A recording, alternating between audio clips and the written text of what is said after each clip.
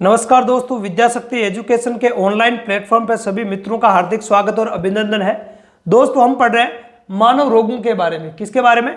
हम मानव रोगों के बारे में पढ़ रहे हैं और इससे पहले मैं एक क्लास है वो अपलोड कर चुका हूं और उस क्लास में मैंने आपको मानव रोगों के बारे में परिचित करवाया था। बहुत सारी इंपॉर्टेंट जो सूचनाएं हैं मानव रोग से संबंधित है वो आपको उस पिछली वाली क्लास में मैं दे चुका हूं। ठीक है, आज अपन पढ़ेंगे मानव रोगों के बारे में डिटेल से, मानव रोगों के वर्गीकरण को डिटेल से पढ़ेंगे, साथ ही साथ अपन रोगों के बारे में भी पढ़ेंगे। तो रोगों का वर्गीकरण है वो किस प्रकार से किया गया है उसको आज अपन डिटेल से पढ़ने वाला है। तो मानव रोगों के वर्गीकरण में कल मैं आपको बता रहा था कि मानव में जो भी रोग होता है उनको अलग अलग प्रकार से वर्गीकृत किया गया है और कल 3 जो वर्गीकरण के आधार है वो मैंने आपको बताए थे शॉर्ट में। आज उन 3 वर्गीकरणों को डिटेल से हम पढ़ेंगे और रोगों के बारे में चर्चा करेंगे। तो शुरुआत करते हैं, मानव रोगों का वर्गीकरण है वो किस प्रकार से किया गया है।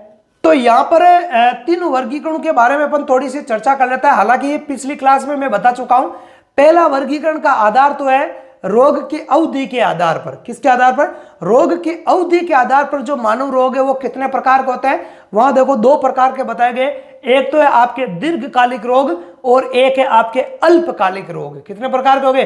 2 प्रकार के, दीर्घकालिक रोग और एक अल्पकालिक रोग। और दूसरा जो वर्गीकरण का आधार है मानव रोगों के वर्गीकरण का आधार है तो वो है आपके इसके संचरण के तरीके के आधार पर, है ना। संचरण के आधार पर, संचरण का मतलब हो गया रोग फैलता कैसे है। किसके आधार पर? रोग है वो फैलता कैसे है। तो फैलने के आधार पर जो रोग है वो 2 प्रकार के होते हैं। एक तो संक्रामक रोग और एक असंक्रामक रोग। एक तो कौन से हो गए? संक्रामक रोग जो एक रोगी व्यक्ति से स्वस्थ व्यक्ति में फैलते हैं और एक जो रोगी व्यक्ति से स्वस्थ व्यक्ति में फैलते नहीं है तो उनको असंक्रामक रोग कहता है। इनके बारे में आज हम डिटेल से चर्चा करेंगे। आगे बात समझ में। और तीसरा जो वर्गीकरण का आधार है वो है रोगजनक या रोग कारक के आधार पर। तो रोग कारक या रोगजनक के आधार पर 5 प्रकार से रोगों को वर्गीकृत किया जाता है। एक तो है आपके जीवाणु जनित रोग, एक है आपके विषाणु जनित रोग, एक तीसरा है कवक जनित रोग और चौथा है आपके प्रोटोजोआ जनित रोग और 5वां कौन सा हो जाएगा? 5वां हो जाएगा आपके अन्य प्रकार के रोग जिसमें अपन जन्मजात है या पोषक न्यूनता रोग है। इनके बारे में अपन डिटेल से पढ़ेंगे। सबसे पहले है आपके रोग की अवधि के आधार पर, मतलब अवधि के आधार पर जो रोग है वो अपने कितने प्रकार के होते हैं। तो अवधि के आधार पर रोग 2 प्रकार के होते हैं। एक तो दीर्घकालिक रोग और एक अल्पकालिक रोग। ठीक है, जैसा कि मैं पहले भी बता चुका हूं। दीर्घकालिक रोग का मतलब हुआ कि ये रोग है वो लंबे समय तक रहते हैं। कब तक रहते हैं? लंबे समय तक। देखो इसके बारे में, रोग की अवधि के आधार पर मानव रोगों को निम्न 2 भागों में बांटा गया है। कई बार ऐसा पूछ लिया जाता है कि रोग की अवधि के आधार पर मानव रोग कितने प्रकार के होते हैं। अब आपको ऑब्जेक्टिव में दे दिया जाएगा 2, 4, 3, 5 ऐसे, तो फिर वहां आप कंफ्यूज हो जाते हो। तो इतनी आसान चीजें है नहीं वहां पर। आप अभी सोच रहे होंगे कि ये क्या बता रहे सर, ये तो बिल्कुल आसान है, ऐसे कोई प्रश्न थोड़ी आता है। कई बार ऐसे प्रश्न आ जाता है फिर वो लगता है हार्ड। क्या लगता है? हार्ड लगता है। तो बेसिक से स्टार्ट करना, 0 से। कोई भी किसी भी प्रकार की अपन जब तैयारी करता है उसको आप 0 लेवल से करो। किसी भी पॉइंट का या टॉपिक का बेस मत छोड़ो। बेस जरूरी है। भले आप उससे आगे की चीजें भले मत पढ़ो, है ना, उसके लेवल के हिसाब से भले हार्ड चीजें मत पढ़ो, पर बेस जरूरी है।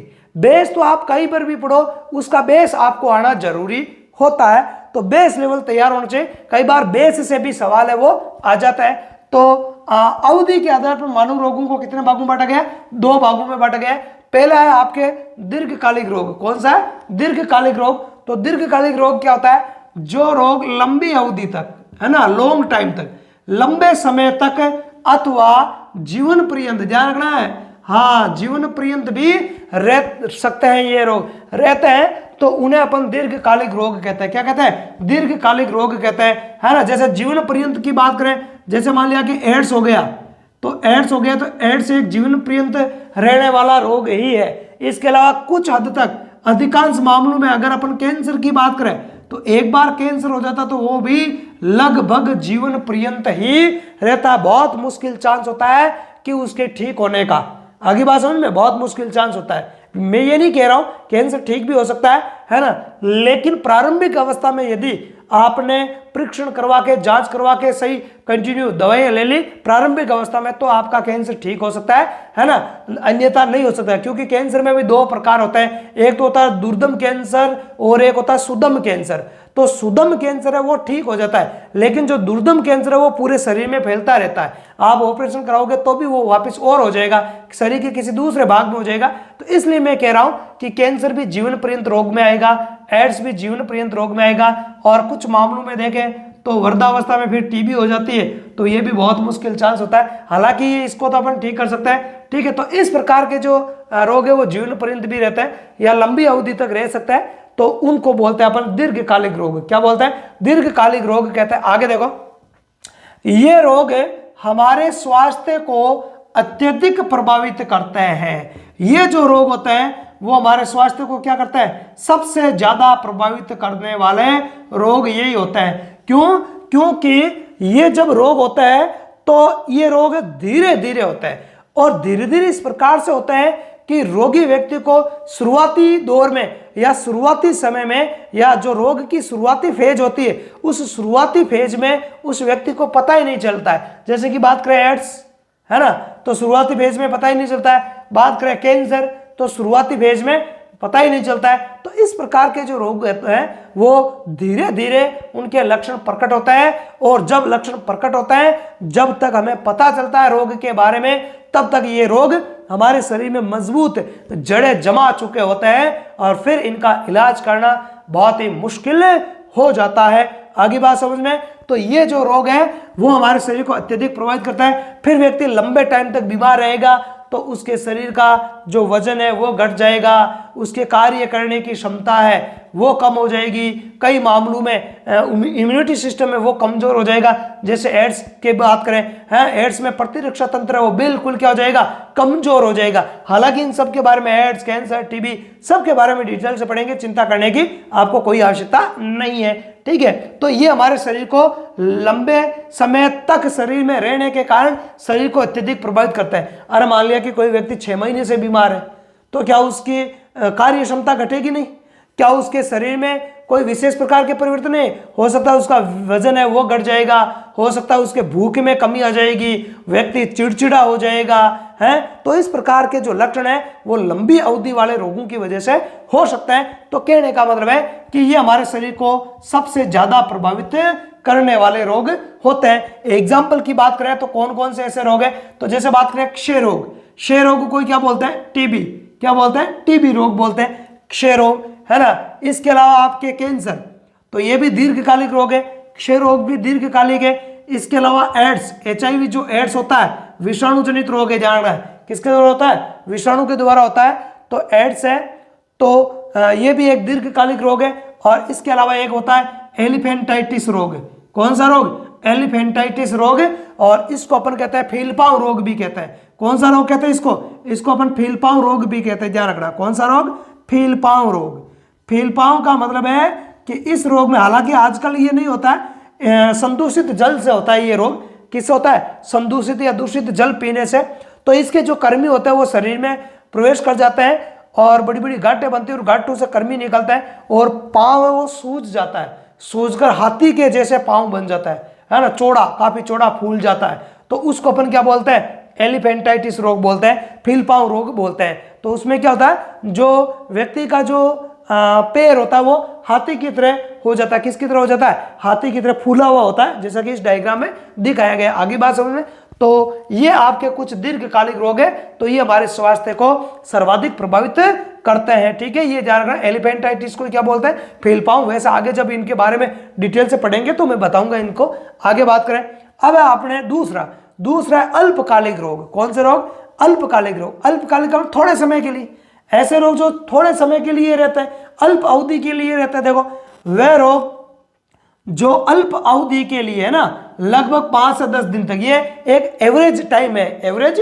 टाइम है, ध्यान रखना, महीना भर भी रह सकता है, 15, 20, 25 दिन भी, थोड़ा लंबा भी रह सकता है यदि ठीक प्रकार से व्यक्ति ने दवा नहीं ली, है ना, दवा को बीच में छोड़ दिया तो फिर से रोग हो गया, है ना, तो लापरवाही की वजह से ये थोड़ा लंबा भी हो सकता है। पर यदि अपने रोग का पता लगते ही अपन डॉक्टर के पास में गए और दवाई कंटिन्यू ले रहे हैं तो मुश्किल से 5 से 10 दिन में ये क्लियर हो जाता है ना। जैसे डेंगू है, मलेरिया है, सर्दी जुकाम है वगैरह जो भी है, ठीक है, हाँ, पीलिया है, इस प्रकार के जो भी रोग हैं तो ये लगभग 5 से 10 दिन तक है रहते हैं। आगे बात सुनने, और ये अल्पकालिक रोग कहलाते हैं। आगे देखो, ये रोग तीव्र मतलब प्रचंड होता है। कैसा होता है?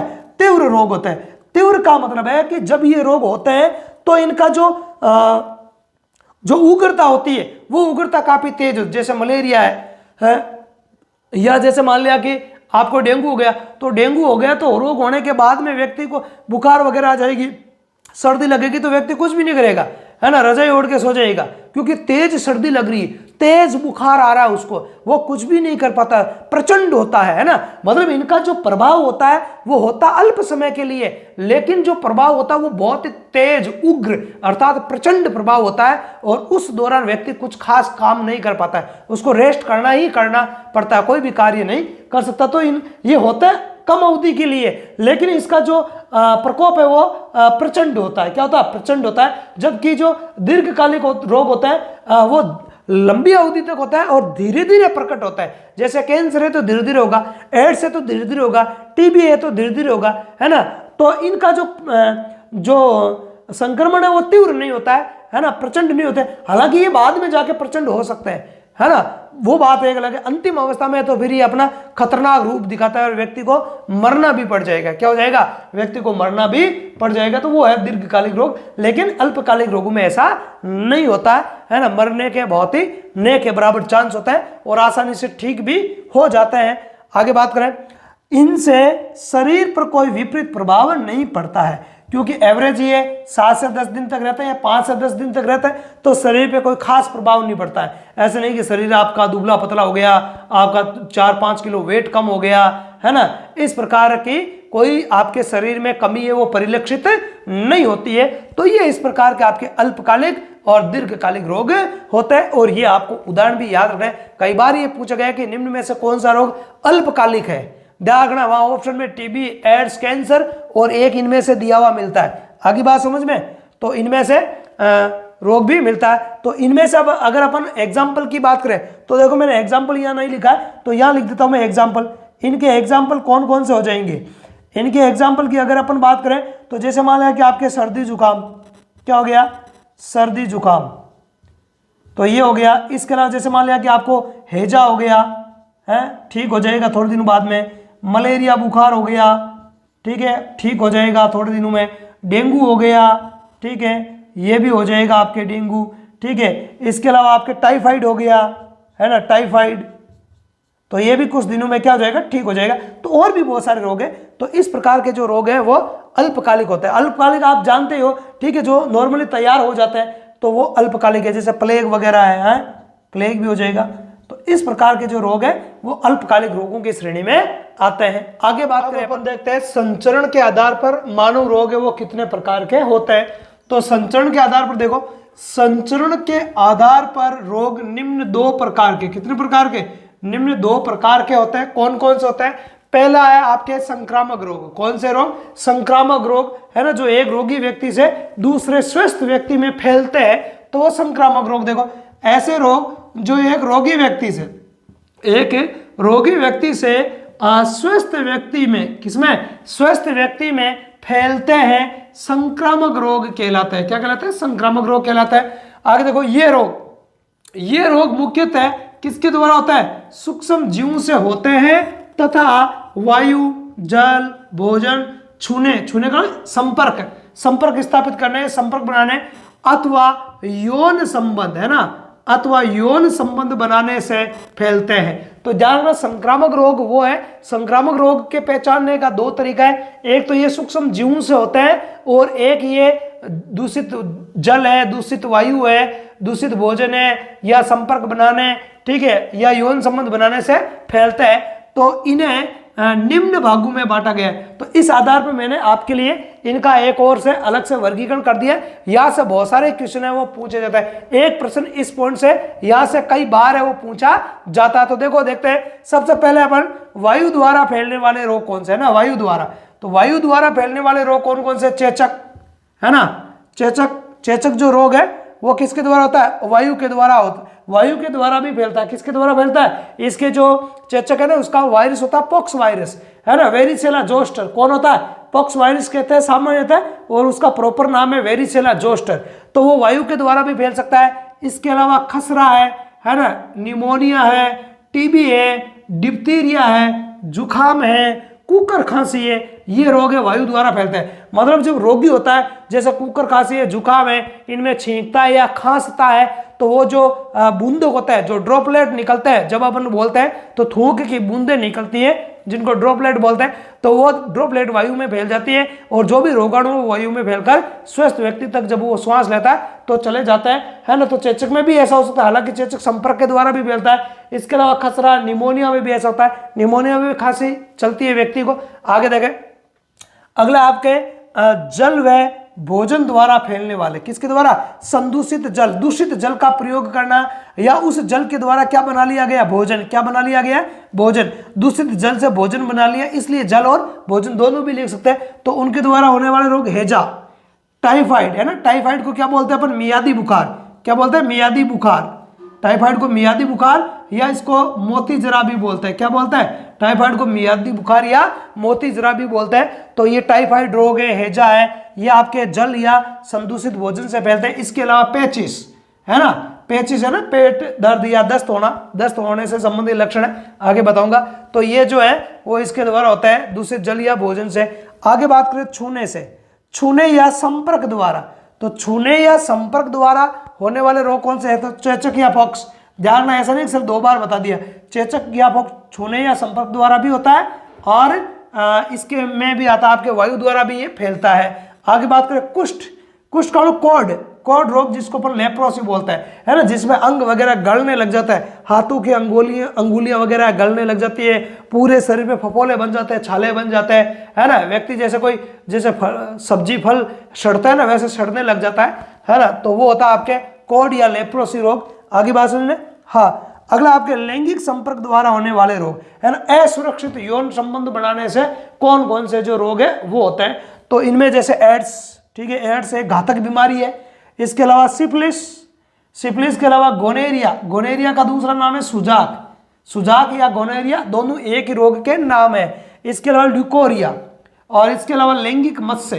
तो ये ऐसे रोग है जो असुरक्षित यौन संबंध बनाने से होने वाले रोग होते हैं, और ये सब के सब किस में आता है, आपके संक्रामक रोगों की श्रेणी में आते हैं। किसकी श्रेणी में आता है, संक्रामक रोगों की श्रेणी में आता है। अब अपन देखते हैं असंक्रामक रोग क्या होता है। एक व्यक्ति से दूसरे व्यक्ति में फैलते नहीं है ना, फैलते नहीं है, बल्कि रोगी व्यक्ति तक ही सीमित रहते हैं ना। जिस व्यक्ति में रोग है उसी तक सीमित रहेंगे, ठीक है।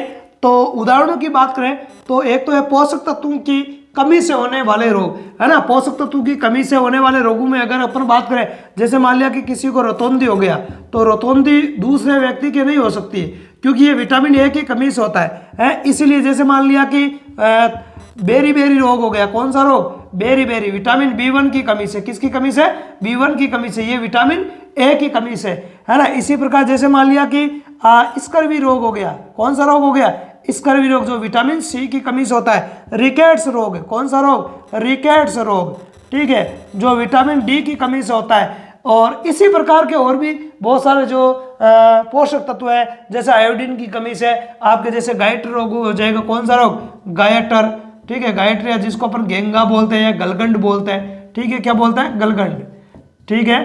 तो ये जो रोग है ये भी, या जैसे मान लिया किसी के मधुमेह हो गया, डायबिटीज, है ना, मधुमेह है ना, डायबिटीज हो गया, तो डायबिटीज किसी दूसरे में थोड़ी हो सकती है ना, कि भाई इसकी डायबिटीज हो गई, मैं इसके साथ में खाना नहीं खाऊंगा या साथ में रहूंगा नहीं, मेरे को भी डायबिटीज हो जाएगी।